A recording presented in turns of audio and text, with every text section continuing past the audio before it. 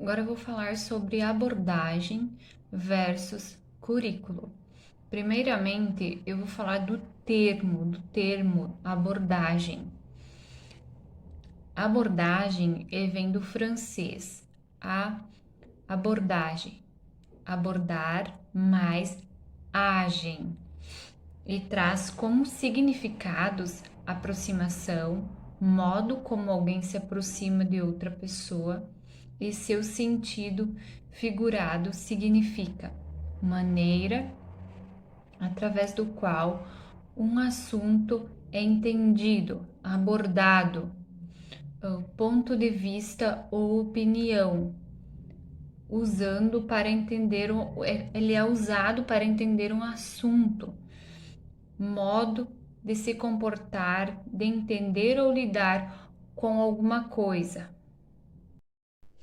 As abordagens podem ser definidas como movimentos que buscam renovação teórico-prático com o objetivo de estruturar o campo de conhecimento específico da educação física.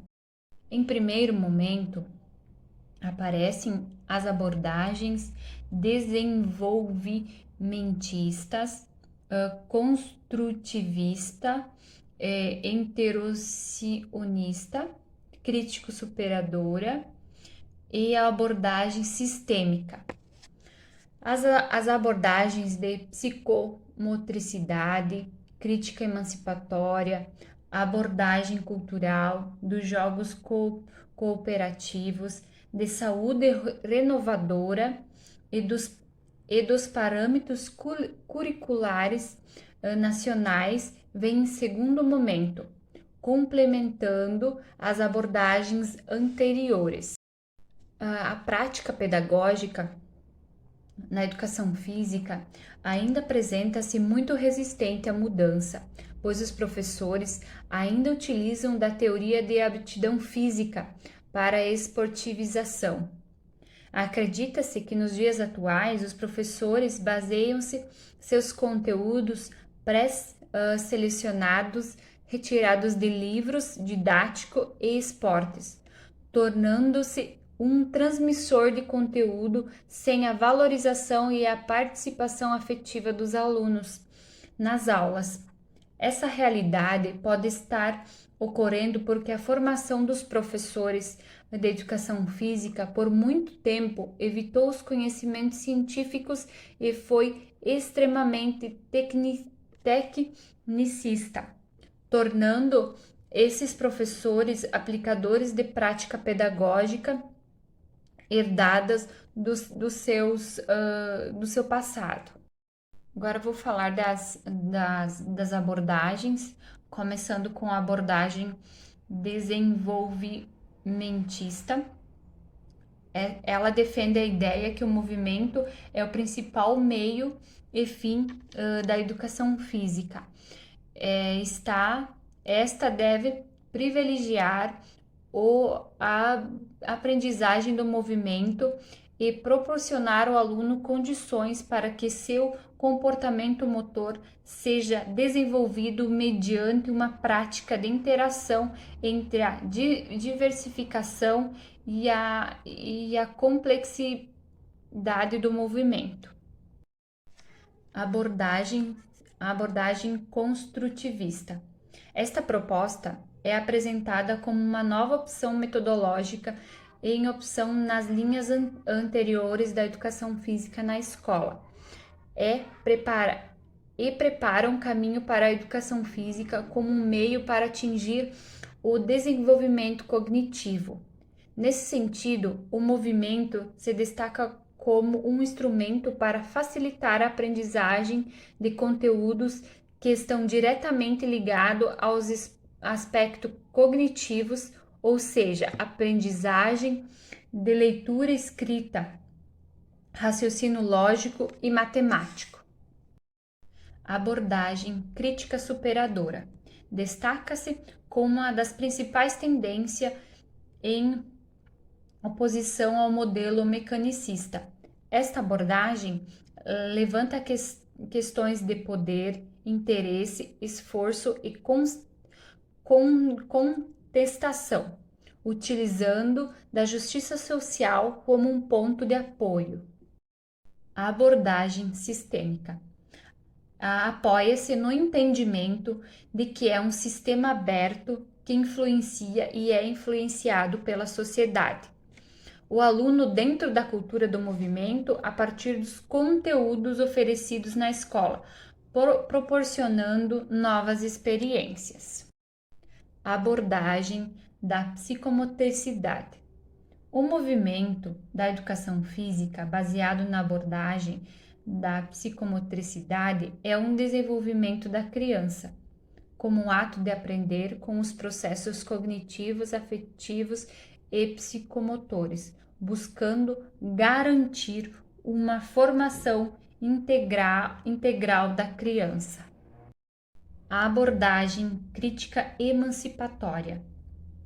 Na tentativa de romper o modelo esportivista e aptidão física praticado nas aulas de educação física, são elaboradas teorias como base num referencial crítico. Essas abordagens, denominadas críticas ou progressistas, propõem um modelo de superação das contradições e injustiças sociais, de transformações sociais, econômicas e políticas. A abordagem cultural tem como ponto de vista que o corpo é constituído por músculos, ossos e órgãos, sendo então todos os corpos iguais, podendo ser aplicado as mesmas atividades a todos. Abordagens dos jogos cooperativos.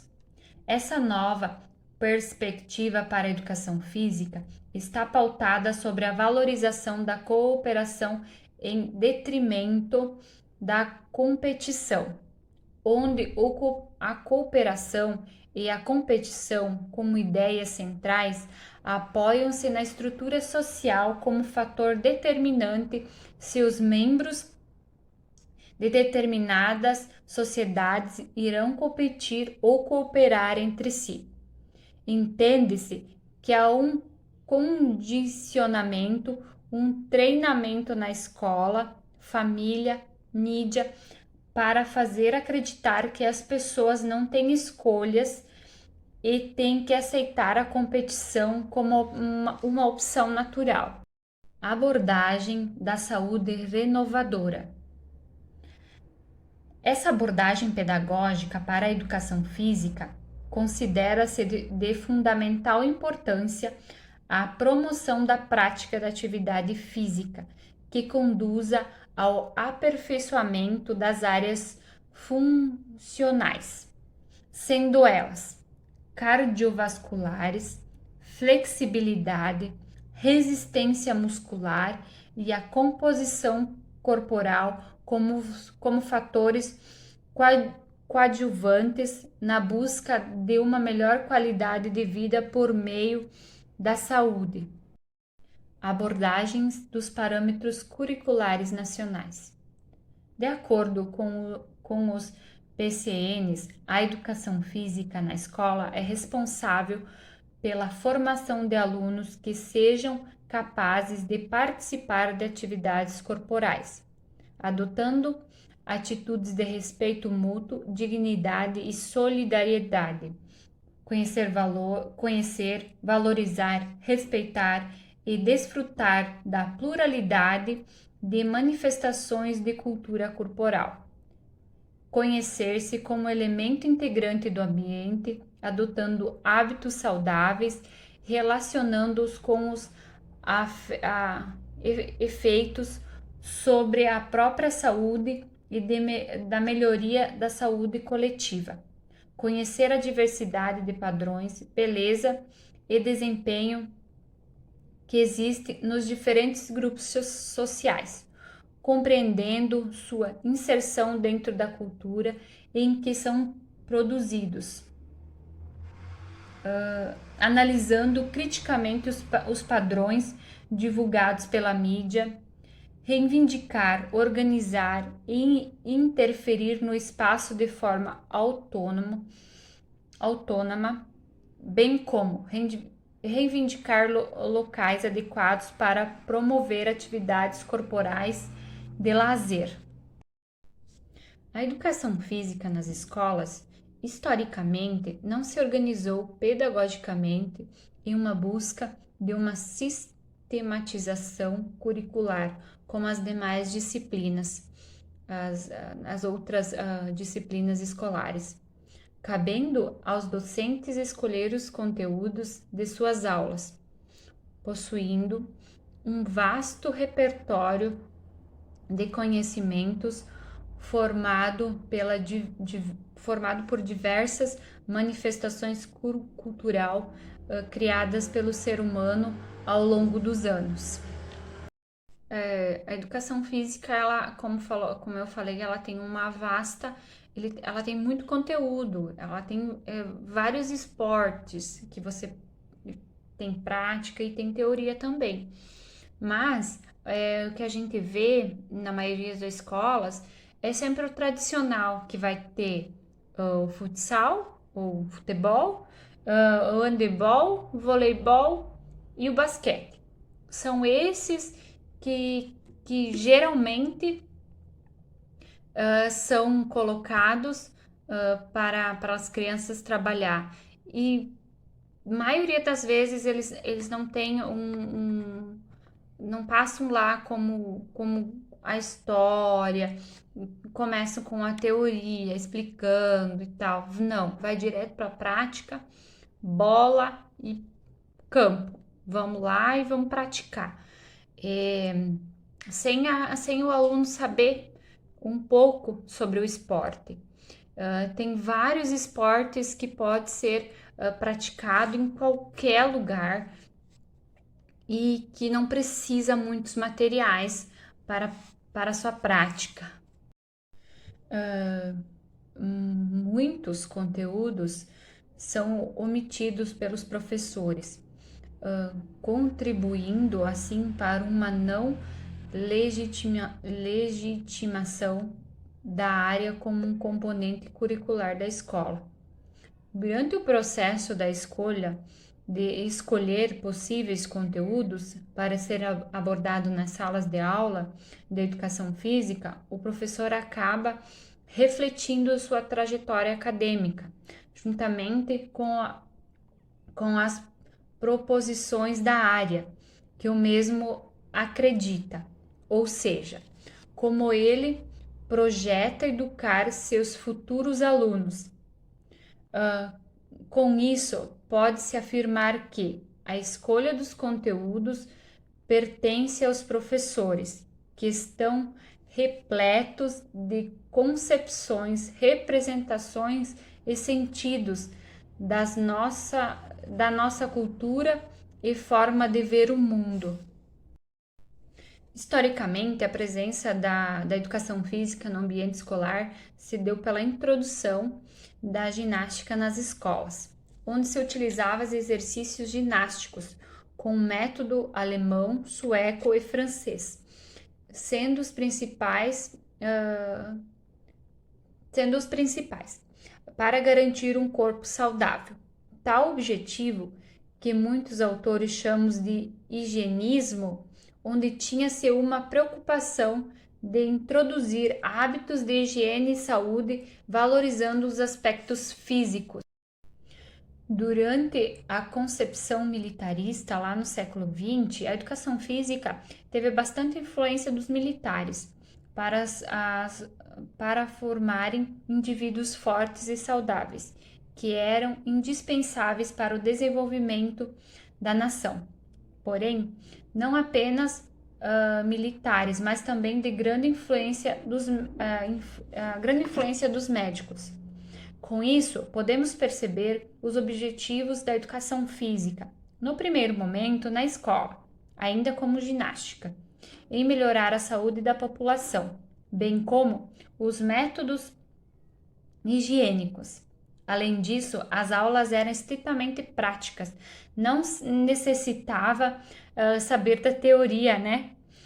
Para dar suporte e para ser ensinada. Apenas precisava ser um ex-praticante sem precisar dominar o conteúdo. Na verdade, esse assunto, abordagens versus currículos da educação física, ela é bem teórica e ela é um pouco complicada de se entender. Eu vou colocar um vídeo agora onde eu assisti e tentei entender como funciona, que é do professor Marcos Garcia Neira, ele é professor da USP. Ele vai explicar de maneira mais fácil para que a gente entenda como funciona, como é a abordagem versus currículos da educação física.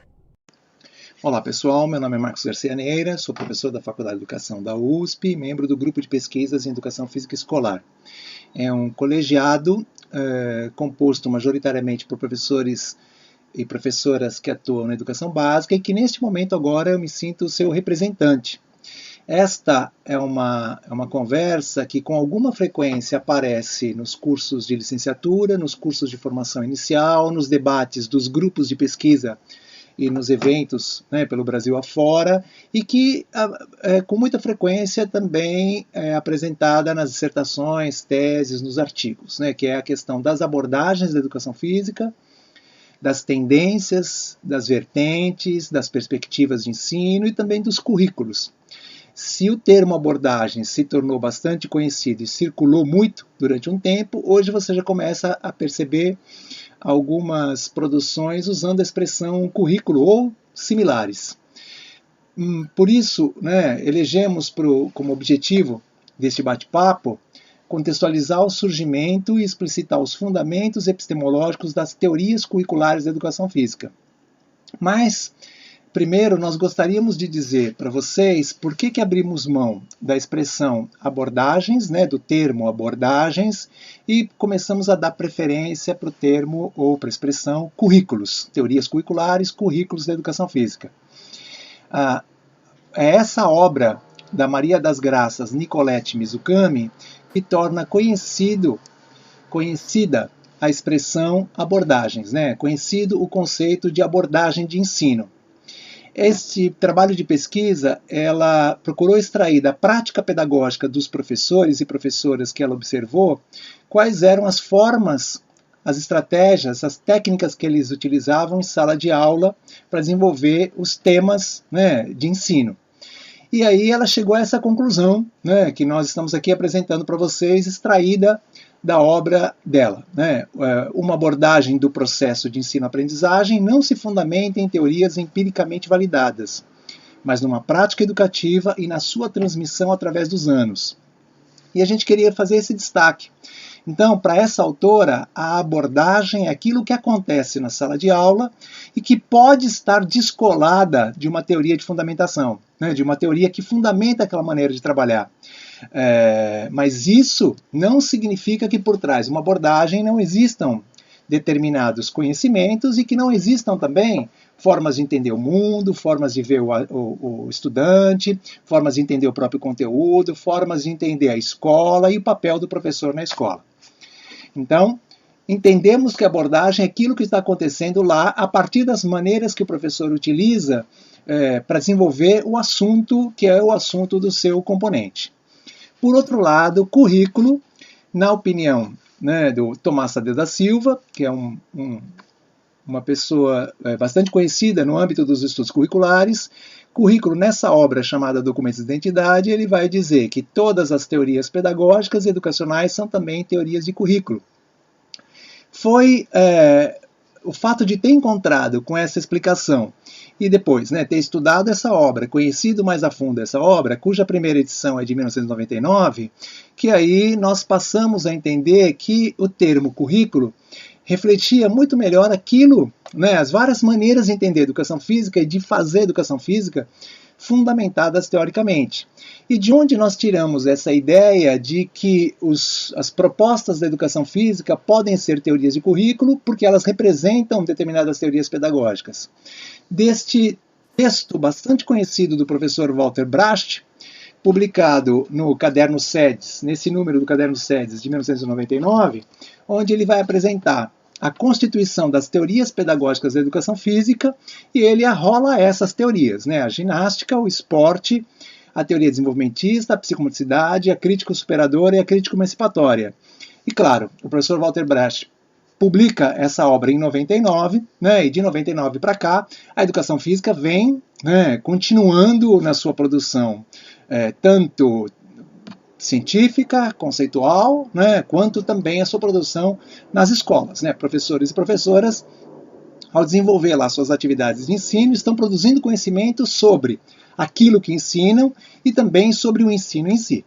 Então, diante disso, nós queremos dizer para vocês, retomando um pouquinho, né, essas ideias, nós queremos dizer para vocês que as teorias de currículo da educação física, elas foram se modificando com o tempo, né? Então, nos sentimos autorizados a usar a expressão teoria de currículo, pensando que nós temos conhecimentos científicos, a área tem conhecimento científico que fundamenta algumas maneiras de organizar esse conhecimento na escola, desenvolver esse conhecimento, garantir com que os alunos, né, se apropriem, reflitam, ressignifiquem, reconstruam esses saberes.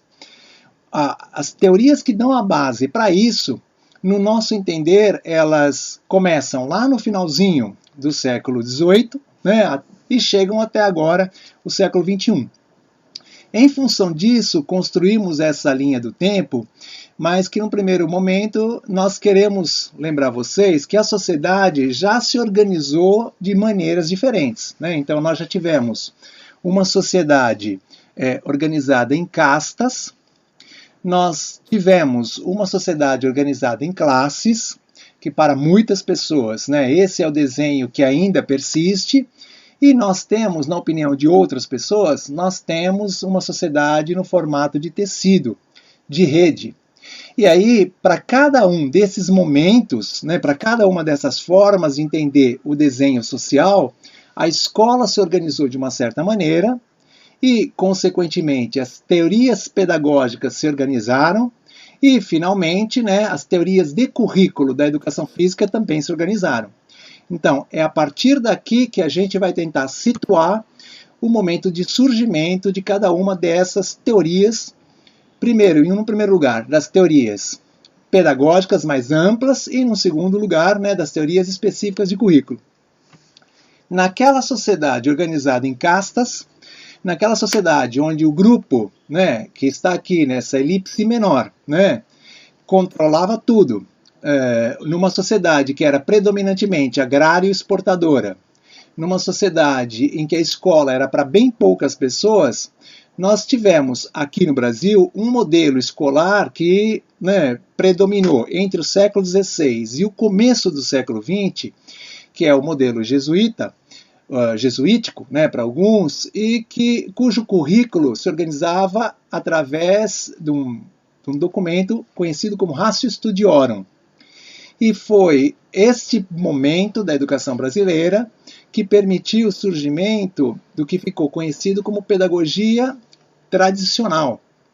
Ou seja, aquela ideia de que um pequeno grupo possuía determinados saberes, determinados conhecimentos, determinados valores, e que o objetivo da escola era fazer com que esses valores, da forma como eles funcionavam, esses conhecimentos, o sentido que eles tinham para esse grupo, para esse pequeno grupo, né, aqui em cima, que eles manteriam isso através do ensino, ou seja, o papel do ensino era transmitir esse arcabouço de conhecimentos e valores. É nesse sentido que a gente tem a pedagogia tradicional, né, que tem uma vertente laica e uma vertente religiosa, né, que agora a gente não vai destrinchar, mas é nesse lugar, nesse contexto, num desenho social como esse, que aparece na educação física o currículo ginástico.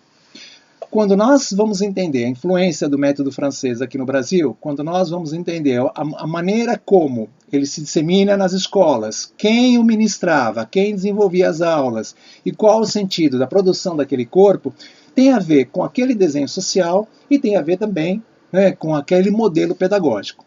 Mas o tempo passa, né, a sociedade brasileira vai lentamente se industrializando, surgem outras ideias pedagógicas, surgem outras explicações, né, para o processo educacional, E aí nós temos as contribuições de estudiosos, né, professores, médicos, etc., como Freinet, o filósofo Dewey, né, o pedagogo Freinet, o filósofo Dewey, a médica Maria Montessori e o belga Ovid de Crowley, que vão ajudar a pensar uma escola nova, uma escola diferente para uma sociedade que também estava em transformação.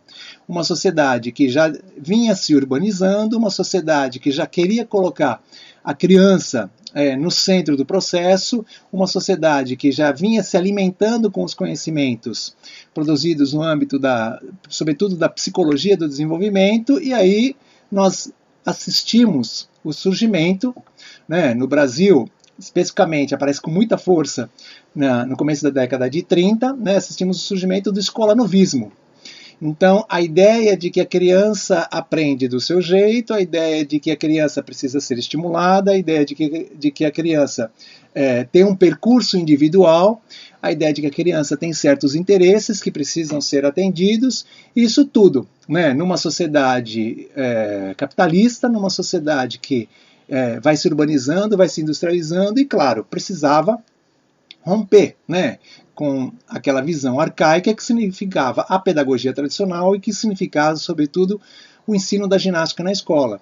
É nesse contexto, né, assim diz a literatura, é nesse contexto que o ensino esportivo, com o intuito de forjar o caráter, né, com o intuito de produzir um novo cidadão, com o intuito de produzir esse cidadão para essa sociedade urbana, alguém que soubesse, né, que fosse dinâmico na resolução dos seus problemas, alguém que soubesse trabalhar, né, coletivamente, cooperativamente, ou seja, um outro modelo de cidadão que é exigido, né, por um novo desenho social e que, portanto, a escola vai cumprir o seu papel através do escolanovismo, a educação física vai cumprir o seu papel através do ensino do esporte na escola, que não tem nada a ver esse momento com a maneira como nós hoje trabalhamos com o esporte. Hoje nós trabalhamos com o esporte, né, com outras ideias.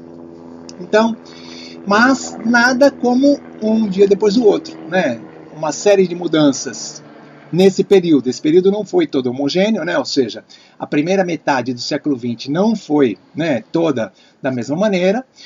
Uma série de questões no mundo, sobretudo, né, no mundo ocidental, sobretudo no desenvolvimento tecnológico do mundo ocidental, e sobretudo, né, no contexto econômico e social do hemisfério norte, impactam basicamente a escola, e essa série de mudanças nos levam, né, a sofrer, a buscar, não sofrer, né, mas a buscar fundamento em duas obras importantes sobre teoria curricular da primeira metade do século XX, né, o livro O Currículo, de Franklin Bobbitt, e o livro Princípios Básicos do Currículo e do Ensino, do Ralph Tyler, para pensar a educação de uma outra maneira. E aí, olhando para o modo de produção fabril, olhando também para a psicologia do desenvolvimento, olhando para uma outra maneira de organizar o sistema de ensino, organizar a escola e organizar o currículo, aparece com muita força no hemisfério norte, né, principalmente nos Estados Unidos da América, aparece com muita força um outro desenho pedagógico, uma outra corrente pedagógica, que é o tecnicismo educacional. E o tecnicismo educacional, ele implicava, né, na definição de um conteúdo, do que deveria ser ensinado do lado de fora da escola, ou seja, os especialistas de currículo, o pessoal das secretarias de educação ou o pessoal das universidades, definiriam o que deveria ser ensinado basicamente a partir da própria lógica de desenvolvimento do conhecimento. Então, quase que os conhecimentos produzidos nas universidades passaram a ser, ou nos centros de pesquisa, passaram a ser ensinados nas escolas de forma paulatina, de forma gradativa, né? Daí a ideia de que para as séries iniciais, para os anos iniciais, um conhecimento mais simples, para os anos finais, um conhecimento mais complexo. Daí a ideia de que aquilo que ia ser ensinado no primeiro ano do ensino fundamental seria aproveitado no segundo ano e aumentaria em dificuldade, aumentaria em complexidade. Aquela ideia de que todos nós aprenderíamos a mesma coisa né? Todo mundo do primeiro ano teria o mesmo conhecimento, todo mundo do segundo ano o mesmo conhecimento. É nesse momento que o livro didático aparece com uma força muito grande. É nesse momento, né, que os sistemas começam a produzir materiais específicos para cada, na época, né, para cada série, atualmente a gente pode dizer para cada ano, ou seja, há um controle maior do processo de ensino. Se desenvolvem também tecnologias de avaliação, né, então a gente passa a olhar os resultados, a analisar os efeitos do processo, pensando em aprendizagem, pensando em planejamento, pensando em objetivos bem delimitados, ou seja, você tem uma mudança muito grande no que diz respeito ao processo educacional, e isso, claro, também teve impacto na educação física.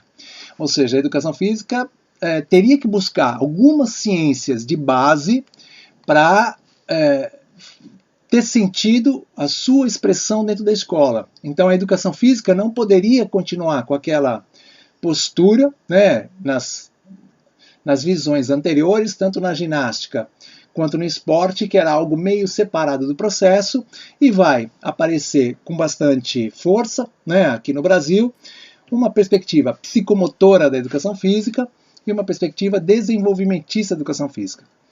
Então, né, a ideia básica da psicomotricidade é que através do movimento, através da educação pelo movimento, a gente vai contribuir com o desenvolvimento cognitivo, afetivo, social e psicomotor das crianças. E a perspectiva desenvolvimentista, a gente também vai trabalhar com a noção de movimento, mas no sentido a promover um ensino que permita a todas as crianças, jovens e adultos o alcance das habilidades motoras na sua etapa especializada, né? Ou seja, o nível de desenvolvimento motor mais elaborado na fase especializada. Então, tanto o currículo psicomotor quanto o currículo desenvolvimentista olham para o movimento como objeto e se preocupam, o primeiro, né, a ideia é que o movimento vai, né, contribuir para o desenvolvimento dos outros domínios do comportamento, então a gente tem uma influência muito grande dos trabalhos de Benjamin Bloom na definição de uma taxonomia de objetivos educacionais. Nós temos uma influência muito grande do trabalho do professor Gallagher, né, na distribuição de modelos de atividade a cada fase do crescimento e desenvolvimento, e nós temos, né, vamos dizer assim, quase que um predomínio dessa perspectiva de educação física que chega, como todo mundo sabe aqui, até os anos 80, até os anos 90. Bom, o tempo vai passando e, concomitantemente a essa discussão da educação tecnicista, né, do modelo tecnicista herdado dos Estados Unidos, apropriado não só dos Estados Unidos, mas predominantemente do modelo norte-americano, há toda uma crítica voltada para essa escola. E esse movimento de crítica, ele aparece em autores entre os anos 60 e os anos 80, em autores como Paulo Freire, Luiz Althusser, Pierre Bourdieu, Passeron, Boles e Gentes. São análises feitas da escola capitalista e que vão denunciar essa escola como, contrariamente ao que ela afirmava, né, a escola capitalista se afirmava como uma instituição que contribuiria para a ascensão social. Esses autores, nas suas análises, chegaram à conclusão que tanto no Brasil, quanto nos Estados Unidos, quanto na França, a escola fazia muito mais um papel de reprodução da desigualdade social e menos, né, de promoção de ascensão social. E aí, esses trabalhos impactaram muito alguns autores brasileiros do âmbito da educação que produziram propostas pedagógicas a partir dessas noções. E nós temos, né, como destaque o professor Paulo Freire, né, com a sua pedagogia libertadora, e temos tanto o professor Libânio, né, José Carlos Libânio, quanto Dermeval Saviani, com as suas concepções da pedagogia crítica, claro, com as suas variantes, mas a pedagogia crítica ou a pedagogia dos conteúdos. E aí, tanto a pedagogia do professor Saviani, quanto a pedagogia do professor Libânio, quanto a sua, né, basicamente, a pedagogia histórico-crítica do professor Saviani, vão fundamentar a ideia de que não basta ensinar os conteúdos da classe dominante para as crianças das camadas populares. é necessário também que elas analisem, que elas entendam, que elas se apropriem de uma visão crítica desses conhecimentos, ou seja, dos conhecimentos da cultura dominante. É importante situá-los sócio-histórica e politicamente. Nessa perspectiva, cabe à educação ajudar as crianças a entenderem como a sociedade funciona, ajudar os jovens, os adultos a entenderem como a sociedade funciona. Por quê? Pela educação, pelo conhecimento da cultura dominante, né, ou seja, pela apropriação crítica da cultura dominante, que nós pensávamos que poderíamos transformar a sociedade. E é nesse contexto que o objeto de ensino da educação física é substituído, deixa de ser o movimento, deixa de ser o exercício físico, né, lá na ginástica, e se torna a cultura corporal.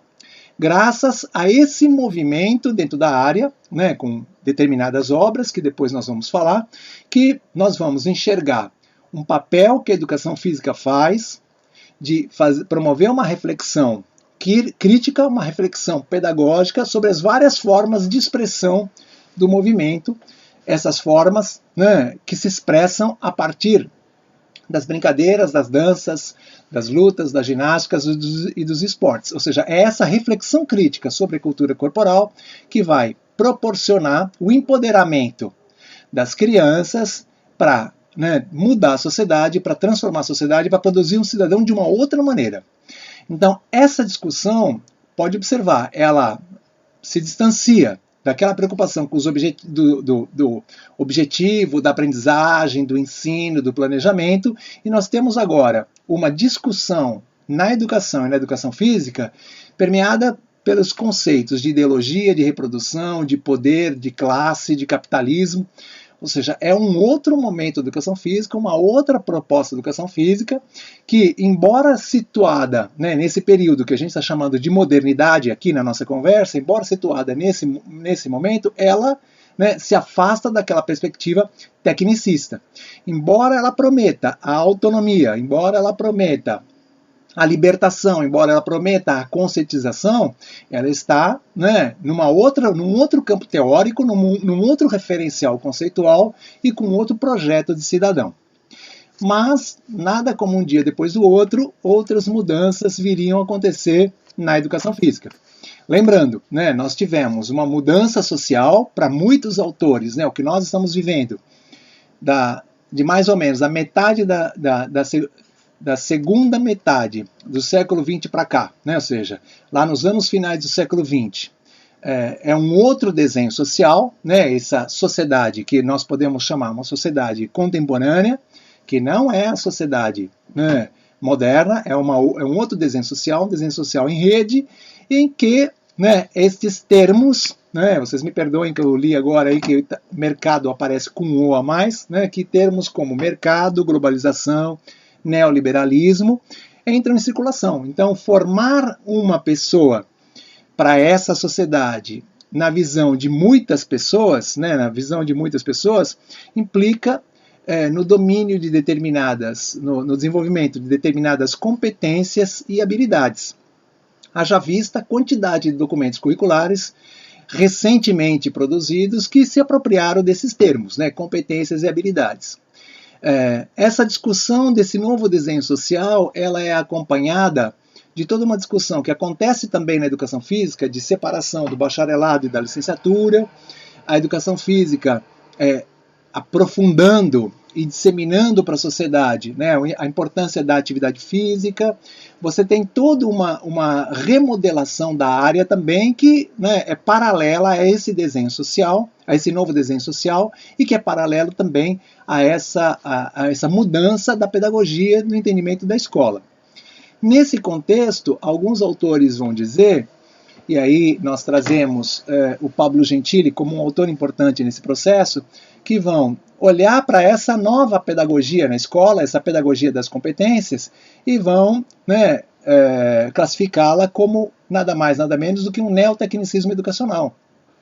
Então, basta você verificar como em muitos sistemas de ensino, eles os currículos são elaborados, né, as propostas curriculares são elaboradas, tanto nos sistemas público quanto privado, e eles se fazem acompanhar de materiais para implantação dessas propostas, ou de vídeos para implantação dessas propostas, ou de recursos didáticos para implantação dessas propostas. Ou seja, você tem um tecnicismo educacional, mas que agora está com uma outra roupagem. Já não temos mais um aprofundamento muito grande nos conteúdos, porque a ideia é ensinar as crianças, jovens e adultos a resolver problemas imediatos, a adaptar-se ao novo contexto, a trabalhar com as novas tecnologias. Ou seja, no tecnicismo, né, o conhecimento foi desvalorizado em função do meio. E no neotecnicismo você tem novamente a desvalorização do conteúdo, do conhecimento, em função do desenvolvimento de habilidades amplas, gerais e que possam ser adequadas a cada situação, a cada contexto, a cada realidade. É nesse lugar que ganha muita força uma outra proposta de educação física, uma outra teoria curricular de educação física, que nós estamos chamando aqui de saúde renovada, ou currículo da saúde, ou currículo saudável, ou educação para a saúde.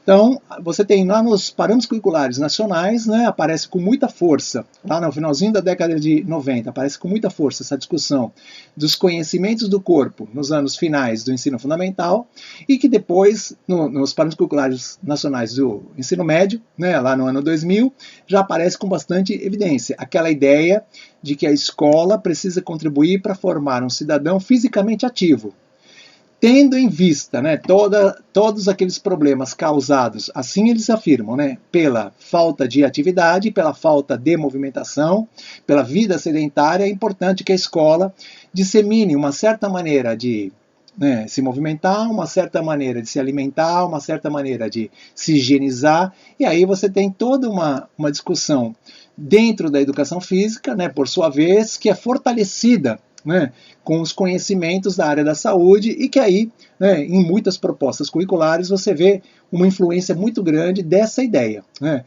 seja nas propostas municipais, estaduais, em nível federal e também nas redes privadas. E, finalmente,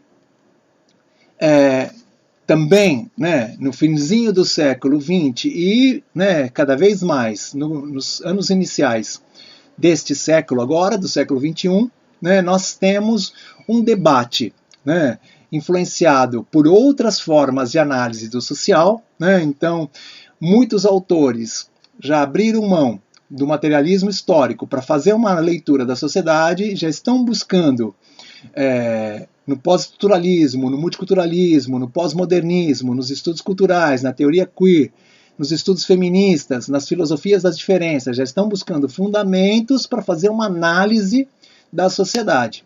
Então você tem uma ruptura, né, com uma certa perspectiva chamada estruturalista, né, de sociedade, e vai se apropriar em teorias que trabalham com uma outra ideia de cultura, com uma outra ideia de linguagem, com uma outra ideia de conhecimento. Então, com base nessas teorias, começam a aparecer, tanto nas propostas estaduais quanto nas municipais e em algumas redes privadas, começam a aparecer influências das pedagogias culturais ou também, né, das pedagogias pós-críticas. Dentro do debate curricular, você já vê, né, uma ruptura com aquela ideia de ideologia, de poder, né, de poder de classe, né, de superação. Você já não percebe mais esse debate dentro da teoria dos estudos curriculares. Você já começa a perceber, né, a influência de conceitos como cultura, identidade, diferença, subjetividade, poder, saber poder, gênero, etnia, religião, local de moradia, geração, pessoas com deficiência. Ou seja, você já começa a perceber outras questões aparecendo no debate dos currículos, com influências nas escolas, com influência nos documentos curriculares. Então, basta ver que nos últimos anos, eu me refiro aos últimos 2, 3 anos, a gente tem visto, né, um debate sobre as questões de gênero nos documentos pedagógicos, né, e os planos municipais de educação sendo ali censurados, os planos estaduais de educação sendo censurados. Acho que todo mundo acompanhou a discussão, né, que precedeu a publicação da Base Nacional Comum Curricular e toda essa questão, como ela ganha evidência. Então, se vocês olharem com mais cuidado, né, para essas questões, vocês verão que nós temos agora nas escolas outras conversas acontecendo, outras preocupações acontecendo. No âmbito da educação física, isso tem ficado materializado naquelas propostas que se anunciam culturais. Também se anunciam pós-críticas, também se anunciam multiculturais. Então, uma educação física cultural, um currículo cultural de educação física, uma educação física culturalmente orientada, na verdade, ela vai olhar para a escola, para a sociedade, para os conhecimentos que dão a base para o currículo, para as práticas corporais que estão lá na comunidade, ela vai olhar de outra maneira. Nessa perspectiva, embora ela trabalhe também como cultura corporal, sendo o objeto de estudo da educação física, esse termo cultura dentro da cultura corporal já não é cultura na perspectiva marxista, nem tampouco na perspectiva antropológica. Cultura aqui também é um campo de lutas pela validação de significados. Então, as práticas corporais, elas são sim textos da cultura, elas são sim formas de expressão dos determinados grupos sociais, só que elas são significadas de forma diferente pelas pessoas que participam dela, pelas pessoas que assistem.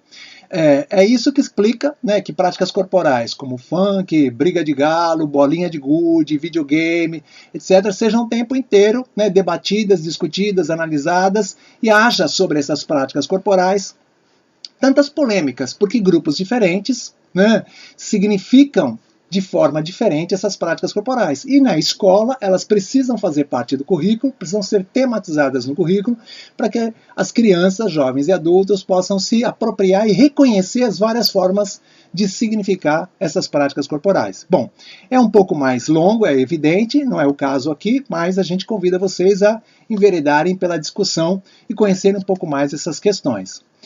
Indo para os finalmente da nossa conversa de hoje, a gente quer então lembrar vocês, né, que apoiados no trabalho, né, de Tomás Tadeu da Silva, a gente entende as teorias pedagógicas da educação física como teorias de currículo. E aí nós temos, ao longo do tempo, uma série de obras da educação física que nos ajudam a enxergar todas essas teorias pedagógicas, portanto, teorias de currículo da educação física. Nós conhecemos, né, lá atrás, o trabalho do professor Enesio Pena Marinho, né, os sistemas e métodos de educação física, né, onde a gente pode ver nessa obra um exemplo do currículo ginástico. Nesta obra, que embora seja dos anos 80, né, do professor Borsari e o professor Ivo Giordano, o Tales e o Dante De Rose, é um bom exemplo do currículo esportivo, né, porque eles definem da educação infantil até a universidade, né, um caminho de organização, um caminho para que as crianças, jovens e adultos se apropriem da gestualidade dos esportes. Aqui você tem, né, 3 exemplos, 3 trabalhos que nós atribuímos, né, a perspectiva psicomotora, né, então você tem aqui o livro do professor João Batista Freire, Educação de Corpo Inteiro, você tem aqui o livro do professor Alexandre Moraes de Mello, né, Psicomotricidade, Educação Física e Jogos Infantis, e você tem aqui, né, do professor Mauro Gomes de Matos e do Marcos Neira, o livro Educação Física Infantil.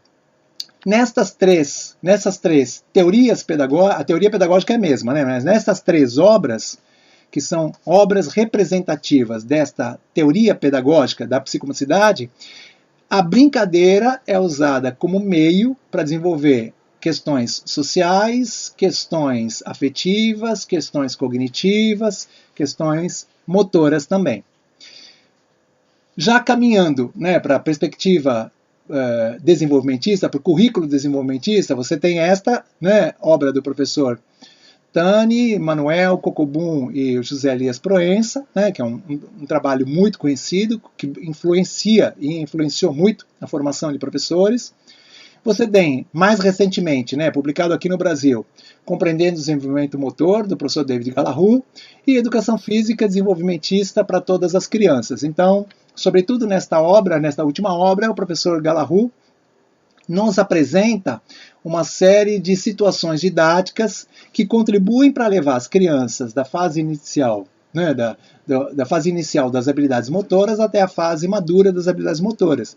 E tanto no livro anterior, né, tanto no livro anterior, no Compreendendo o Desenvolvimento Motor, quanto na Educação Física Desenvolvimentista para Todas as Crianças, ele apresenta lá uma proposta de currículo, né? Ou seja, o que trabalhar em termos de habilidade motora para os pequenos, para os médios e para os grandes. Já caminhando para as teorias críticas de currículo, aí você já vê, né, as duas obras com muito impacto, né, bastante conhecidas no Brasil, que é Metodologia do Ensino de Educação Física, escritas pelo professor Lino Castellani, pela Carmen Lúcia Soares, Michele Ortega Escobar, Celita Farel e Walter Bracht, né, que influenciou bastante na disseminação dessa concepção de educação física no Brasil. Temos também o livro do Eleanor Kunz e todas as outras obras, né, aquela coleção que ele também produziu, chamada Didática da Educação Física, onde ele vai apresentar também a perspectiva crítica, também uma perspectiva crítica da educação física, uma perspectiva progressista da educação física.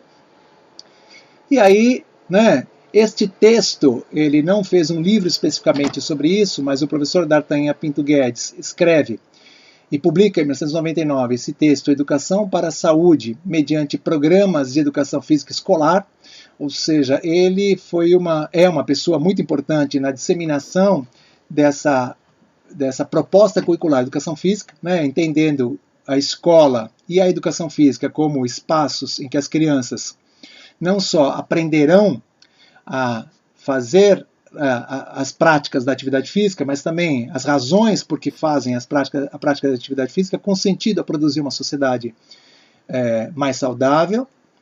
Esse livro, né, do professor Mauro Gomes Matos e Marcos Garcia Neira, onde aparece também uma proposta de educação física para a saúde, uma proposta que quer, sobretudo, né, nos anos finais do ensino fundamental e no ensino médio, que as crianças e jovens se apropriem de conhecimentos sobre o corpo, de conhecimentos sobre a atividade física, de conhecimentos dos efeitos da atividade física no corpo, para que essas crianças, jovens e adultos, se transformem em pessoas ativas.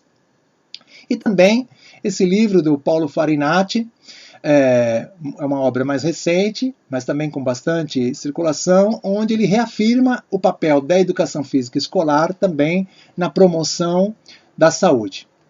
Bom, e mais recentemente, pensando já na perspectiva pós-crítica da educação e na perspectiva cultural da educação física, nós temos esse livro, né, publicado em 2006 pelo Marcos Neira e pelo Mário Nunes, A Pedagogia da Cultura Corporal, onde é uma primeira, um esboço, né, de uma fundamentação e de uma proposta, uma fundamentação nas teorias pós-críticas de uma proposta, né, para levar isso para as escolas, e essa proposta, até porque ela vai se alimentando das pesquisas feitas nas escolas e acompanhando os trabalhos dentro do grupo de pesquisas de educação física escolar, que a gente já mencionou, e ela vai se alimentando com esses conhecimentos, e aí ela se fortalece nessa obra Educação Física, Currículo e Cultura.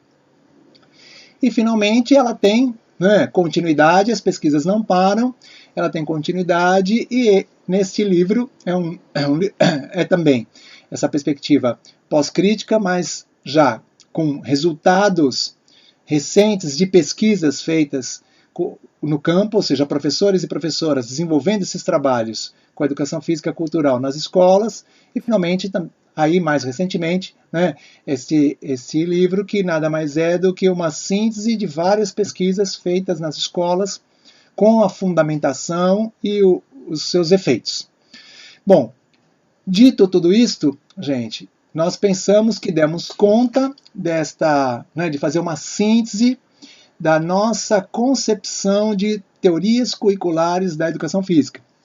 Como vocês viram, nós falamos, olha, é o currículo ginástico, é o currículo esportivista, é o currículo psicomotor, é o currículo desenvolvimentista, é o currículo da saúde, é o currículo crítico e é o currículo pós-crítico. Então, nós temos estas teorias curriculares da educação física, cada qual com campos teóricos que lhes dão fundamentação, com objetos específicos, com formas de desenvolver as atividades, né, de maneira específica, com conhecimentos a serem trabalhados, né, são conhecimentos específicos. Ou seja, na nossa visão, é um pouco difícil misturar essas propostas, porque elas formam pessoas diferentes. Elas estão fundamentadas em campos epistemológicos diferentes e elas se desenvolvem nas escolas também de maneira diferente. Então, de vez em quando circula, né, nas conversas dos professores, eu pego um pouco de cada, o que tem de melhor em cada. Nós entendemos que isso não é possível, né, porque cada uma quer formar um cidadão diferente. Cada uma quer contribuir de uma maneira específica para a produção de uma sociedade diferente.